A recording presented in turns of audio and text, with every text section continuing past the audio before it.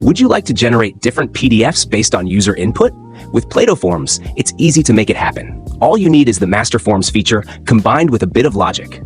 Follow along, and I'll walk you through it step by step. Let's start with a simple example, a smart employee request portal with conditional PDFs.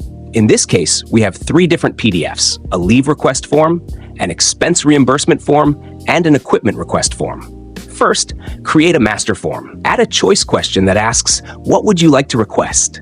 And give users 3 options, leave request, expense reimbursement, and equipment request. Next, include all the fields used across these 3 forms. They share common information like full name, phone number, email, IDs, passport number, address. After that, add the fields that are unique to each form and set those fields to hidden. Then publish the master form. Now link the 3 PDFs. Once they're linked, go into each form's builder and map the corresponding fields one by one. Make sure to publish each form when you're done.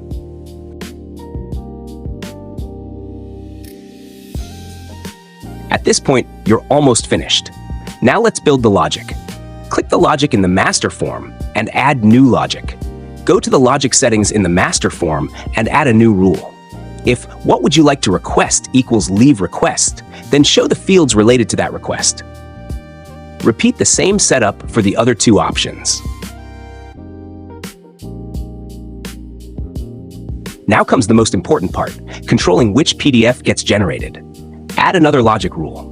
If what would you like to request equals leave request, then skip printing the other 2 PDFs, which are the expense reimbursement form and the equipment request form. Build the other 2 logics with this mindset. Then repeat this logic for the other options. If the user selects expense reimbursement, skip the leave request and equipment request forms. And if the user selects equipment request, skip the other 2. Now let's test it and see how it works. I'll select leave request for this example. And there you go. Only the leave request PDF is generated. That's how you build a smart, automated workflow. Now it's your turn to create one. Bonus tip.